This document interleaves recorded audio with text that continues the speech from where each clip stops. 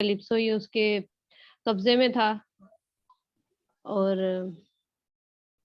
ये कैलिप्सो के कब्जे में था। तो वहां पे जब माउंट ओलंपिया है, वहां पे गॉड जो है इसके फ्यूचर के बारे में डिसाइड करते हैं। तो वहाँ ये डिसाइड होता है कि अब इसे घर आ जाना चाहिए। तो उसमें जो होती है ना एथिना, वो इसकी फेवर में होती है और वो जियस से बात करती है। जियस फिर हर्मिस को भेजता है कि इसको वापस भेज दिया जाए। तो हर्मिस जो है वो कैलिप्सो को समझाता है। वहां से इसकी जर्नी जब स्टार्ट होती है घर की तरफ, वापसी की तरफ, तो वहां पे जो गॉड ऑफ सी है पोसेडियस, वो इसके जो है रास्ते में इसके लिए मुश्किलात पैदा करता है। इसके वो वापसी पे जो जा रहा होता है, उसकी रीजन ये होती है कि जो इसके एडवेंचर थे उसमें इसने इसके बेटे को ब्लाइंड कर दिया था।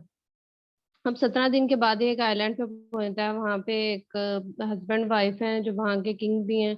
तो वो उनको जब इसके एडवेंचर के बारे में पता चलता है, वो इसे ये कहते हैं कि अगर आप हमें अपनी एडवेंचर स्टोरी सुनाओगे तो हम सेफली आपको की डेस्टिनेशन तक पहुंचा देंगे। फिर वहां पे ये अपनी जो लूटर सीटर की कहानी वो सुनाता है। साइडसो के साथ इसके लव अफेयर्स होते हैं, उनकी स्टोरी सुनाता है। उसके बाद वो इसे इसके जो इसकी डेस्टिनेशन है वहां तक जाने में इसकी हेल्प करते हैं।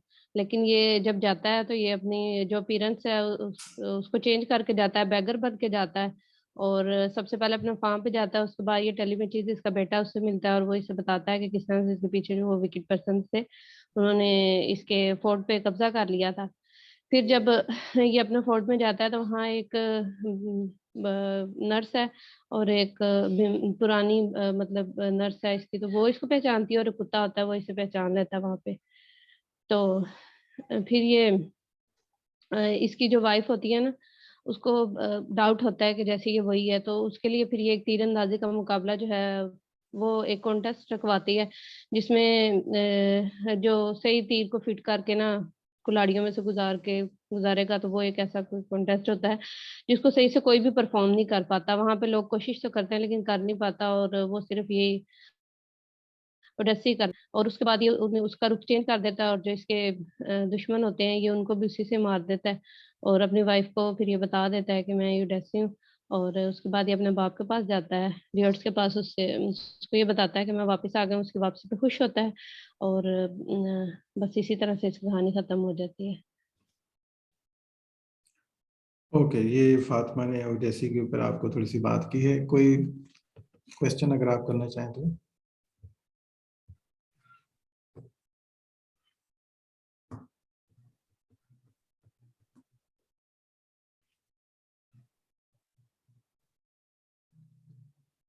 हाँ जी, कोई क्वेश्चन नहीं? जी सर, मेरा एक क्वेश्चन है। जी जी। वो उस जॉइंट का क्या नाम था जिनको ब्लाइंड कर दिया था ओडिसी ने? उस जायंट का किसके बेटे को वो ब्लाइंड कर दिया? पोजेडियन, वो सी का पोसेidon। था, गुड। सी का गॉड। और जॉइंट का नाम नहीं आ रहा। सर वो मैंने इलियट भी की हुई है। अगर किसी और ने नहीं परफॉर्म करनी तो मैं उसके बारे में बता दूं अगर टाइम है। वैसे तो मेरा कंप्लीट हो गया। हाँ ठीक हो गया, ठीक हो गया बच्चे। थोड़ी थोड़ी सारे लोग पार्टिसिपेट कर लिए ना आज। जी सर। तो ठीक है, ये हमारी प्रेजेंटेशन थी जी, फातिमा ने यहाँ पे प्रेजेंट किया है। और आज जी नेक्स्ट प्रेजेंटर कौन है जी हमारा? थोड़ा गौर से सुने और कोई क्वेश्चन हो तो वो भी आप पूछा करें। साइलेंट ऐसे न रहें बिल्कुल।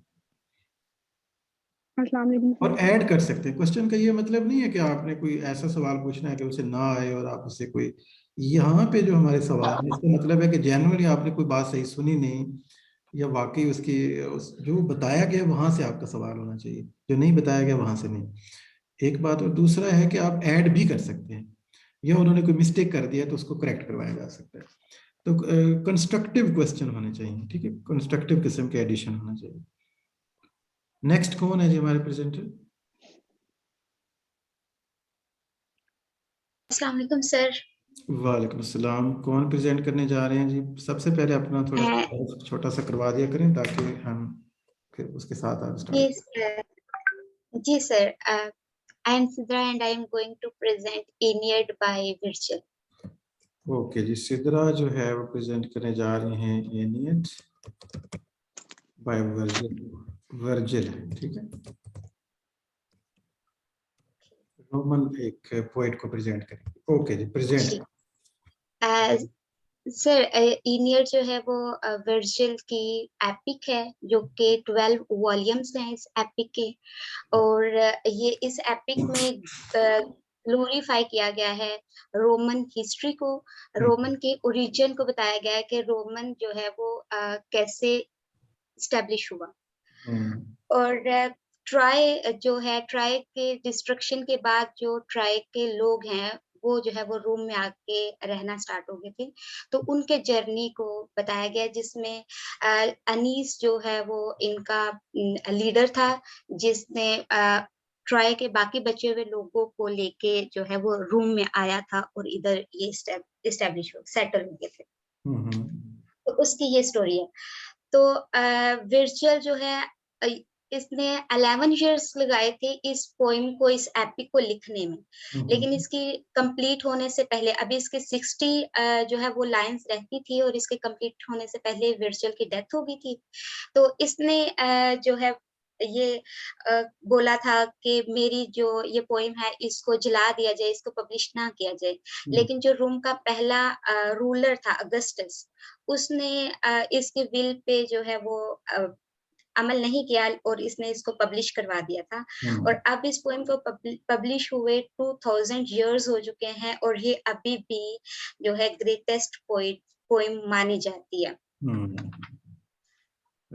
इसकी, जैसे मैंने बताया कि इसके 12 वॉल्यूम्स हैं, तो इसके जो फर्स्ट 6 बुक्स हैं उसमें जो अनीस जो है हीरो जो है, उसका journey from Troy to Sicily बताया गया है। सिसिली जो है वो एक आइलैंड है जो कि इटली के साथ है, और इटली के साथ है, और रोम जो है वो कैपिटल है इटली का।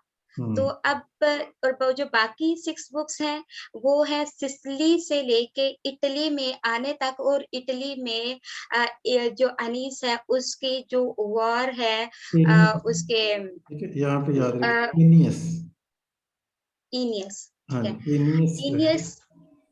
Okay sir, okay sir.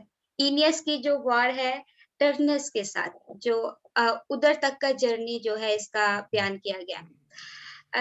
और बाकी इसकी समरी है इसकी स्टोरी में। जब एनियस जो है वो अपने कुछ लोगों को लेके रवाना होता है, तो वो कार्थेज में पहुंचता है।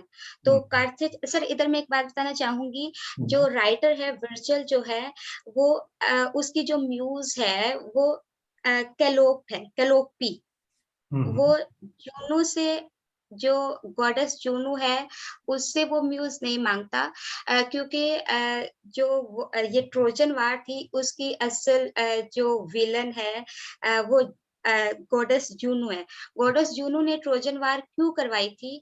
क्योंकि जूनो को प्रोफेसी दी गई थी कि ट्रॉय में एक ऐसा बंदा पैदा होगा जिस जो तुम्हारा जो फेवरेट सिटी होगा कार्थेज, उसको डिस्ट्रॉय करेगा। तो वो इस वजह से वो ट्रोजन्स को डिस्ट्रॉय करना चाहती थी, तो उसने ट्रोजन वार करवाई थी। तो इसलिए जो वर्जिल है वो जूनो से म्यूज नहीं मांगता, बल्कि वो कैलोपी से जो है वो म्यूज मांगता है। सही। और जी, और जो है एनियस जो है वो ट्रॉय से निकलता है, तो वो मुख्तलिफ तूफानों का सामना करते हुए वो कार्थेज में पहुंचता है।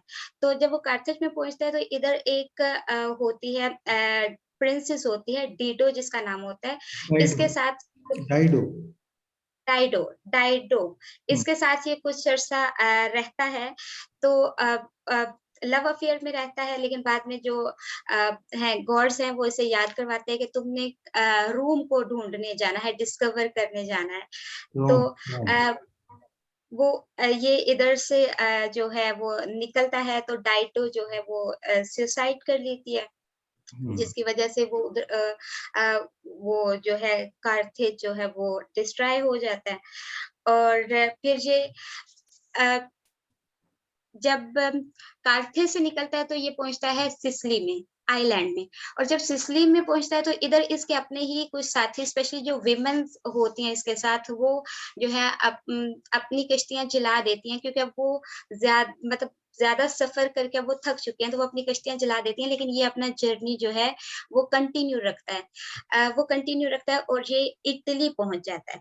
और जब ये इटली पहुंचता है तो तब इधर किंग होता है लेटनस। किंग लेटनस होता है और वो ये समझता है कि ये वही जो है फॉरेनर है जिसकी मुझे प्रोफेसी दी गई है कि इसके साथ मेरी बेटी की शादी होगी।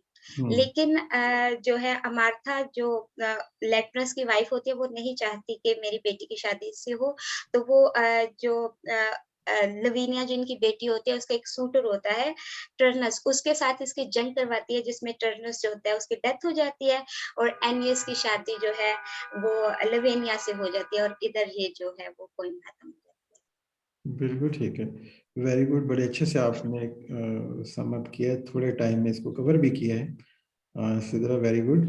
तो थैंक यू। कोई सवाल है किसी का जी अबाउट एनियड? जो उन्होंने बताया है सवाल आपका उसी से रिलेटेड हो, ठीक है? Yes, sir. I have a question. Okay.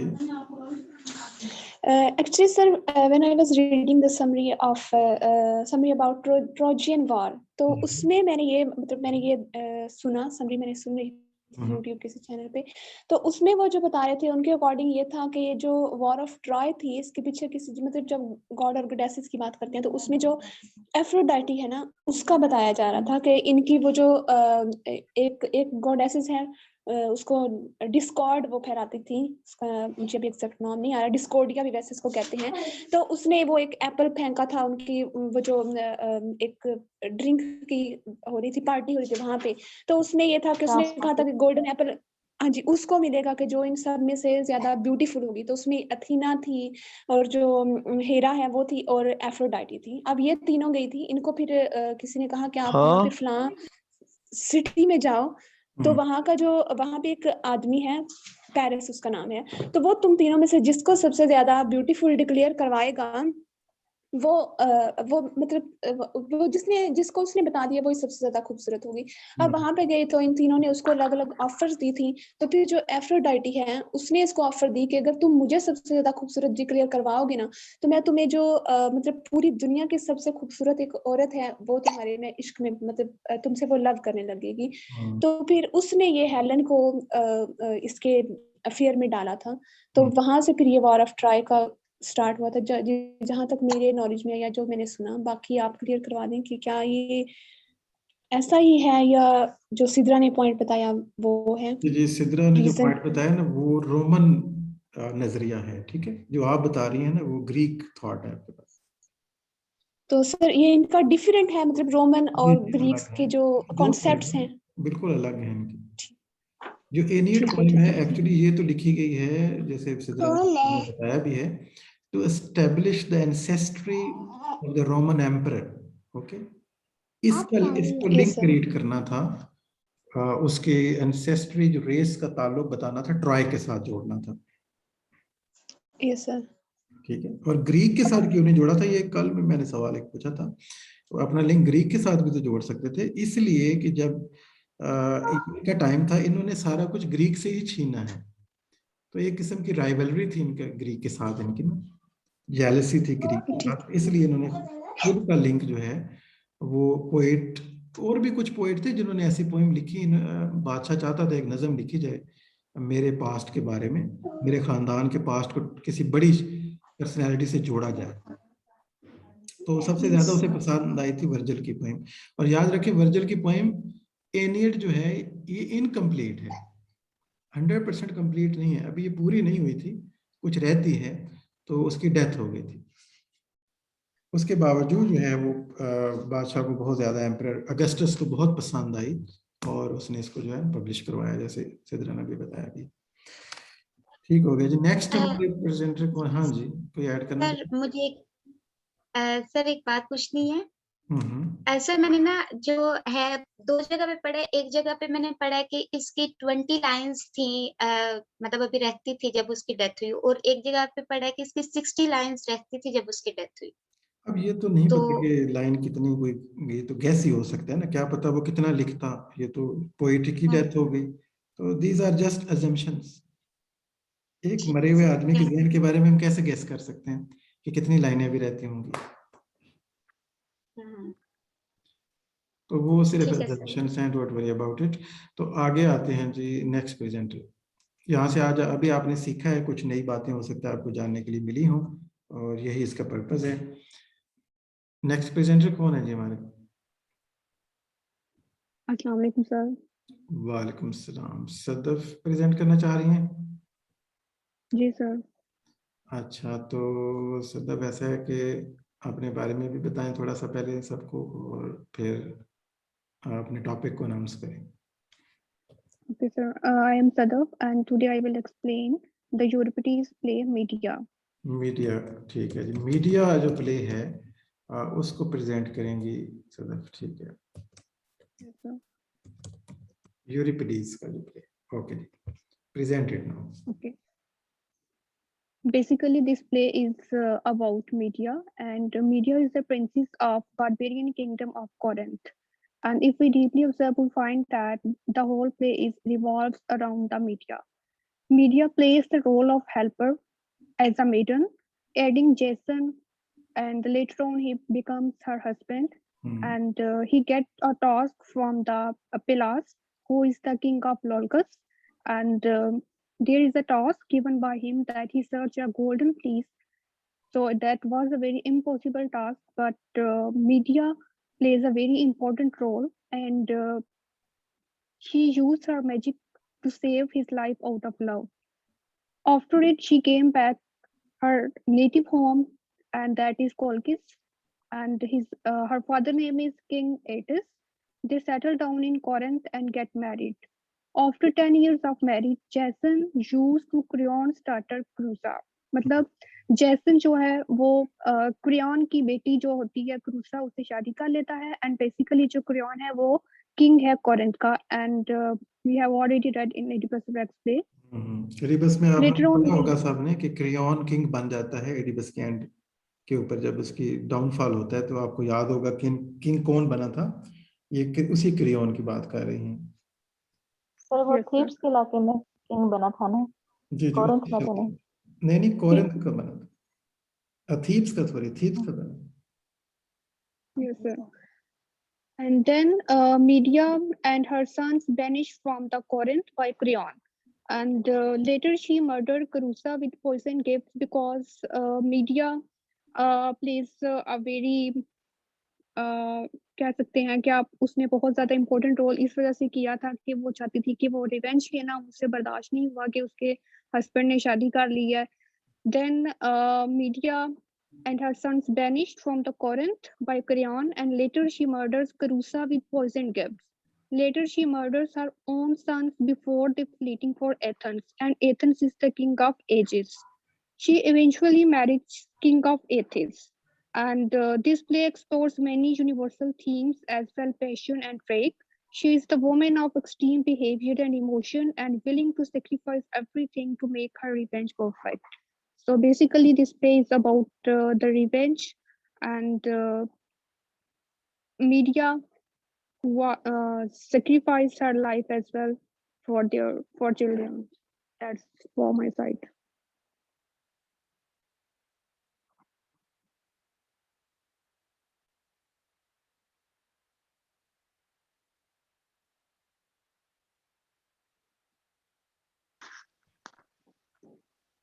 लेकिन सर वो तो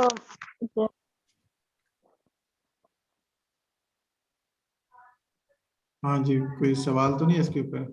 है उसकी बेटी है क्रेओन की। नहीं, वो अनिला ने सवाल किया। अनिला, हर आथर की सेटिंग अपनी है, वो उसको कंटिन्यू नहीं कर रहा। उस जो ट्रेजेडीज लिख रहा है ना सोफोक्लीज, वो उसको थोड़ी मान रहा है। समझ आ रही सर बात? वो इन्होंने कहा था कि ये वही वाला कैरेक्टर है। हाँ, करेक्टर आई मीन वही है, मिथ वही है ना, तो मिथ की सेटिंग चेंज कब हो सकती है ना। अब इसने उसको कोरिंथ में सेट किया है ना। एग्जैक्टली, प्लेस चेंज है। आपने इस प्ले के कॉन्टेक्स्ट में देखना है। Okay sir. सेटिंग कुछ भी हो सकती है। आप इस वक्त जो है वो किंग आर्थर को पाकिस्तान के किंग बना सकते हैं, नई कहानी लिखें तो कोई एतराज थोड़ी करेगा, स्टोरी है ना वो तो। जी सर। ओके जी, नेक्स्ट प्रेजेंटर कौन है? ओके जी, अक्सा हमारे पास नेक्स्ट प्रेजेंटर हैं। आपका नेम हम यहाँ पे डाल दें। Aksa, Aksa Mukhtar is here. Okay Aksa, topic announce करें। Yes, Metamorphosis by Ovid. Okay जी, मेटामॉर्फोसिस।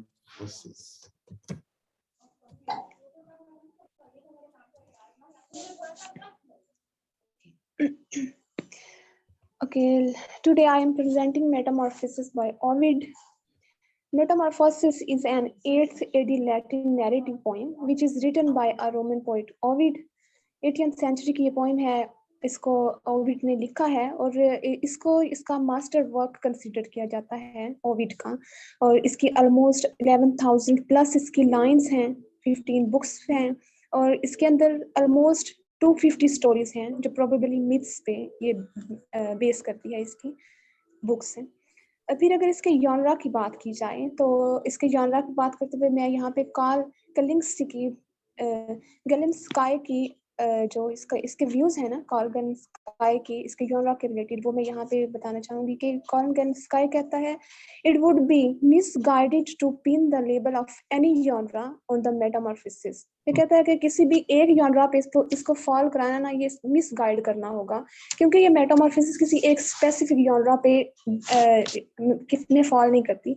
इसमें आपको ट्रेजेडी भी मिलती है, एलिजी भी मिलती है, नैरेटिव पोएट्री है, एपिक है, पेस्टोरल है, सारी चीजें इसमें आपको एक मिक्सचर आपको मिलता है।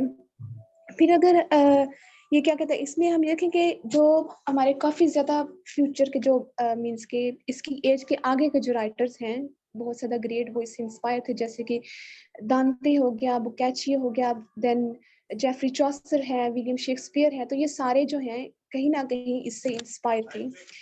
और फिर अगर हम इसकी ट्रांसलेशन की बात की जाए, क्योंकि ये बेसिकली लैटिन में लिखी गई है, तो इसको ट्रांसलेट कब किया गया? वैसे तो इसको काफी ज्यादा इसको ट्रांसलेट किया गया, लेकिन इसकी फर्स्ट जो ट्रांसलेशन है वो हमें मिलती है 1480 में, और विलियम कैक्सटन जो इसने इसको फर्स्ट सबसे पहले ट्रांसलेट किया। और विलियम कैक्सटन वो सेम बंदा है जिसने सबसे पहले प्रिंटिंग प्रेस को इंग्लैंड में इन्वेंट किया था, इन्वेंटर ऑफ प्रिंटिंग प्रेस, और ये इसने 1476 में इन्वेंट की थी। फिर अगर ये हम देखें कि जो मेटामॉर्फोसिस है इसकी सीक्वेंस इसमें क्या है, तो Metamorphosis is comprises in its chronology recounting the creation of the world to the death of Julius Caesar. Means कि ये क्रिएशन ऑफ द वर्ल्ड से लेके जूलियस सीजर की डेथ तक के जो इवेंट्स हैं उनको ये टच करता है। फिर इसका क्योंकि कोई इसका प्रॉपर एक स्ट्रक्चर आपको नहीं मिलता, लेकिन फिर भी जो है हमारे पास एक ब्रोकर्स ऑटिस है, एक स्कॉलर, उसने इसकी 4 डिवीजन दी है नैरेटिव की। इसकी जो पहली 2 बुक्स हैं उसको इसने कहा कि ये द डिवाइन कॉमेडी है। फिर बुक 3 to 6 जो हैं वो द इवेंजिंग गॉड्स। 7 to 11 जो बुक्स थी इसको द पैथोस ऑफ लव कहा गया। फिर 12 to 15 जो बुक्स हैं उसको इसने कहा कि रोम एंड द डाइफियड रूलर्स हैं, रोम्स और जो उसके डाइफियड रूलर्स थे उस पर उसने बात की। अब अगर हम इसके टाइटल को देखें तो Metamorphosis is a term for change, transformation। Metamorphosis का अगर हम मीनिंग देखते हैं तो ये चेंज है, ट्रांसफॉर्मेशन है, तो यहीं से हमें पता चलता है कि ये चेंज लाना चाहता है, ट्रांसफॉर्मेशन की बात करता है। तो ओविड के स्टाइल को अगर हम देखें तो ये एक we see that he is using an arbitrary fashion by jumping from one story to another, sometimes retelling of the central events in the world of Greek mythology and sometimes straying in odd directions। अब ये start कहाँ से करता है अपनी, ये beginning इसकी करता है एक म्यूज को रिकॉल करके इन्वोकेशन ऑफ म्यूज से स्टार्ट करता है, जो कि हमें उसमें मिल्टन में भी देखने को मिलती है। मिल्टन पैराडाइज लॉस्ट को कहाँ स्टार्ट में भी वो भी एक अपनी म्यूज को रिकॉल करता है, इवोक करता है। फिर ये क्या है था कि इसने जो है हमारा ओविड है, इसने किसी एक पर्टिकुलर हीरो की डीड्स को नहीं दिखाया ना ही, बल्कि इसने क्या किया कि इसने बहुत सारी छोटी छोटी स्टोरीज को रिकनेक्ट, उनको एक दूसरे से कनेक्ट करके हमें वो स्टोरीज दी। अगर हम इसकी थीम पे बात करें तो इसकी जो रिकरिंग थीम है मेटामॉर्फोसिस की वो लव है, और लव को उसने पर्सनल लव भी कहा, और फिर ये पर्सोनिफाइड भी किया जाता है। इसको पर्सोनिफाई अगर करें तो वो क्यूपिड है, लव ऑफ, ये क्यूपिड गॉड ऑफ डिजायर है, इरोटिक लव है, अट्रैक्शन एंड अफेक्शन। तो इसने थीम ऑफ लव को क्यूपिड के थ्रू रिप्रेजेंट किया। फिर इसके जो सबसे मेजर थीम पे अगर हम बात करें तो वो इसकी चेंज और ट्रांसफॉर्मेशन है, जो कि इसके टाइटल से ही सजेस्ट हो जाती है हमें। फिर gods are continuously transferring their own shapes as well as human beings. The theme of power is also ever present in Ovid's work. अब क्या है कि इसने जो अपनी ट्रांसफॉर्मेशन की जो ये थीम थी, इसने गॉड्स के थ्रू दी कि जो गॉड्स थे वो खुद अपनी शेप्स को चेंज करते थे, फिर ह्यूमंस की शेप को चेंज करते थे, समटाइम्स एनिमल्स को वो ह्यूमंस में चेंज कर रहे थे। तो इस तरह करके इस तरह के जो इवेंट्स थे वो इसमें इसकी स्टोरीज में हो रहे थे। अब God's use of power towards weaker humans and half martyrs sometimes suggests as Ovid's own situation when he was exiled by Augustus king as a poet. अब जो इसने यहाँ पे हमें दिखाया कि यहाँ पे जो गॉड्स थे वो उनके जो वीकर जो ह्यूमन बींग्स हैं उन पे जो कर रहे थे, उनको परेशान कर रहे थे या उन पे अपनी पावर दिखा रहे थे। तो ये यहाँ पे इसका समटाइम्स ये भी कहा जाता है कि ये ओविड की अपनी सिचुएशन है, जो उसको किंग अगस्टस के दौर में उसको एग्जाइल कर दिया गया था। तो ये जो गॉड्स का ह्यूमन के साथ रिलेशनशिप है, ये उस जो रूलर थे टाइम के, रोमन रूलर थे उस टाइम के, उनकी जो वहाँ की आवाम थी उनके साथ जो रिलेशंस थे उसको दिखाया जा सकता है। फिर हम इसके एंड की तरफ आए तो इसका जो एंड है वो एपिलॉग से होता है, मेटामॉर्फोसिस का। और जो एक नोटेबल पॉइंट ये है कि जो क्लासिकल एपिक्स हैं उनमें से सिर्फ ये दो हैं जो सर्वाइविंग एपिक्स हैं। तो उनमें ये एक मेटामॉर्फोसिस है जिसके एंड पे हमें एपिलॉग मिलती है, और एक दूसरा है थाइबेड, उसके एंड पे हमें एपिलॉग मिलती है। अब जो एंडिंग है इसकी मेटामॉर्फोसिस की, अगर हम उसकी तरफ जाएं तो इसमें वो क्या कहता है कि वो उसमें ये डिक्लेरेशन देता है कि everything except his poetry even Rome must give way to change. अब वो कहता है कि मेरी पोइट्री के अलावा बाकी हर चीज को चेंज की जरूरत है, यहाँ तक कि जो रोम का एम्पायर है उसको भी। उसकी जो पोएम के लास्ट वर्ड्स हैं उसको मैं शेयर करना चाहूंगी। Now stands my task accomplished, such a work as not the wrath of Jove, nor fire, nor sword, nor the devouring ages can destroy. वो कहता है कि मेरा जो वर्क है, ये जो मैंने यहाँ पे कंप्लीट कर दिया, इसको ना तो जोव का गुस्सा खत्म कर सकता है, ना ही इसको आग, ना तलवार, और ना ही जो ये ग्रीडी एजेस हैं इसको खत्म कर सकती हैं। And that was the end of Metamorphosis. Okay जी, मेटामॉर्फोसिस का ये एंड हो गया। यहाँ पे इसका जो नाम है ना वो बड़ा इंपॉर्टेंट है। What it means by Metamorphosis, मतलब क्या होता है? Transformation, change. बायोलॉजी की टर्म लग रही है ना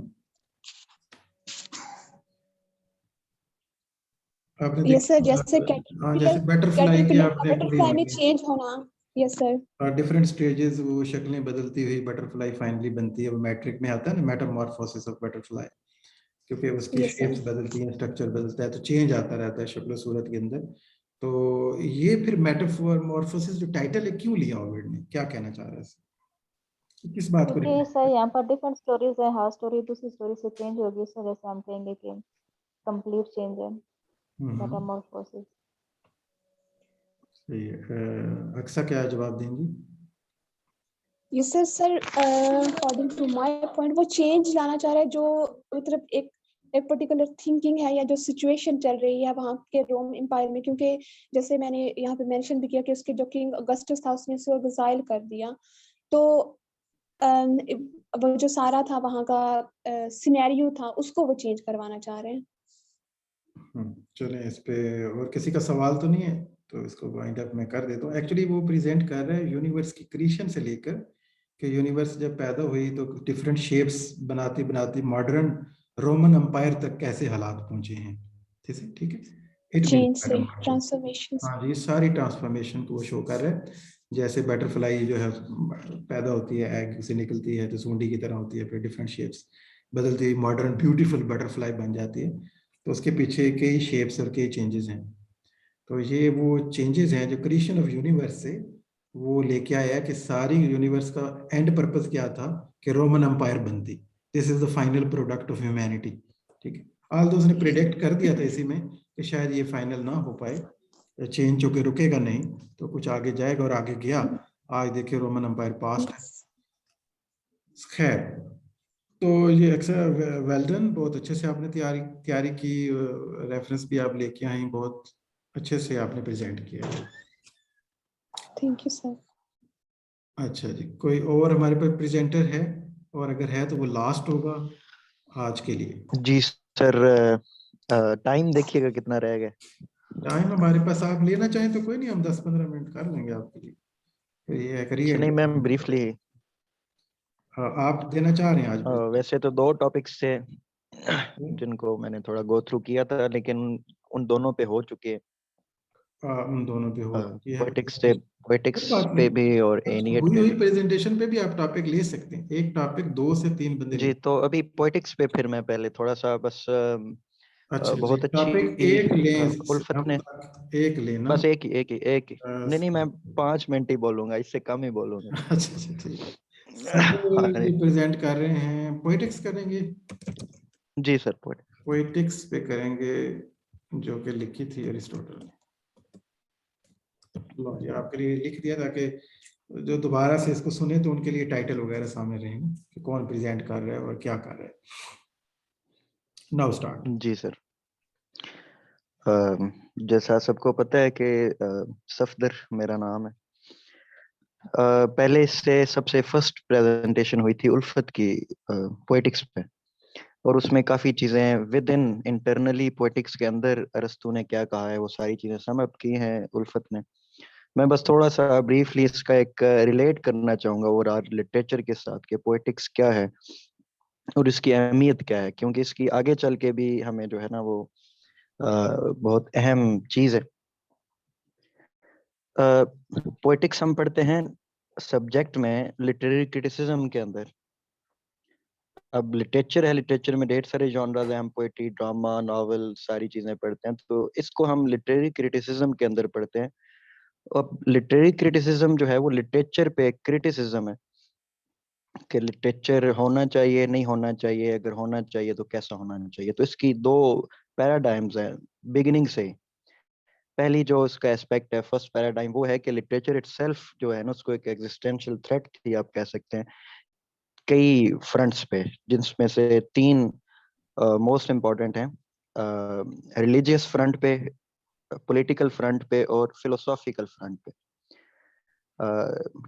एक के एक लगाया जाता था कि पोएट्री चूंकि अच्छी नहीं है, जैसे कि हमने रिपब्लिक में पढ़ा, तो लिटरेरी क्रिटिसिज्म में रिकॉर्डेड हिस्ट्री के अंदर सबसे पहला ऑब्जेक्शन जो लिटरेचर पे है वो अफलातून ने लगाया है अपनी उसी बुक में जो हम पढ़ चुके हैं ऑलरेडी।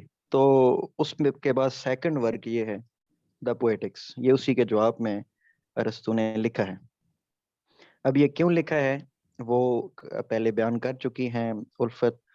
इसमें कुछ इम्पोर्टेंट चीजें हैं, कंसेप्चुअली हम अंडरस्टैंड करना चाह रहे हैं इसको, कि चूंकि अरस्तू के टाइम में 3 जॉनरास ऑफ पोएट्री थे, ट्रेजेडी, कॉमेडी एंड एपिक। और भी टाइप्स थी जिनका जिक्र करते हैं अरस्तू उसमें, लेकिन जो इम्पोर्टेंट चीज है वो इसका डिफेंस क्यों कर रहे हैं, वो डिफेंस इसलिए कर रहे हैं, अफलातून चाहते हैं कि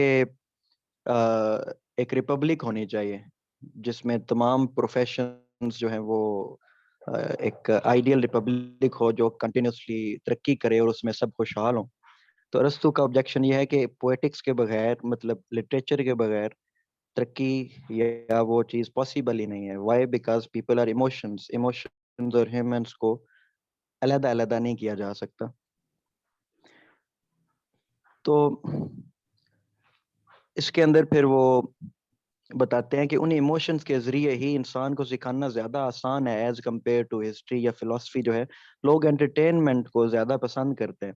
इसकी एग्जांपल मैं बस थोड़ी सी देना चाहूंगा कि लोग ज्यादा शौक से हिस्ट्री को या फिलोसफी को नहीं पढ़ते। अर्तुगरल एक रिसेंट एक ड्रामा था, वो क्यों उस पे ऑटोमन एम्पायर की हिस्ट्री पे तो हजारों किताबें पहले भी मौजूद हैं, लेकिन वो कितने 1% या उससे भी कम लोग पढ़ते हैं। लेकिन उसको अर्तुगरल ड्रामा की शक्ल में उसको 90% से ज्यादा लोगों ने तकरीबन देखा होगा। तो एंटरटेनिंग है, इसके जरिए ये एक ऐसा जॉनरा है, एक लिटरेचर ऐसी चीज है जिसके जरिए ज्यादा से ज्यादा लोगों तक रीच किया जा सकता है। तो पोएटिक्स के अंदर क्या है वो उल्फत बता चुकी हैं पहले, मैं उस पर ज्यादा डीपली नहीं जाना चाहूंगा, बस ये ही कुछ बेसिक बातें थी जो मैं बताना चाह रहा था। तो किसी का कोई सवाल हो, किसी का भी जो मैंने अभी बातें की हैं तो वो पूछ सकता है, ताकि इसके बाद हम इसको सम अप करें और एंड करें आज की जैसे।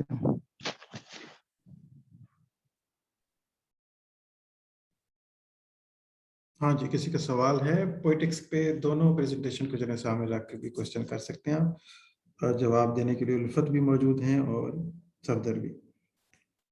सर मैंने एक बात पूछनी थी, ये जो यूटोपिया का कॉन्सेप्ट था, यूटोपियन स्टेट का कॉन्सेप्ट, हाँ ये जी, प्लेटो का है कि अरिस्टोटल का?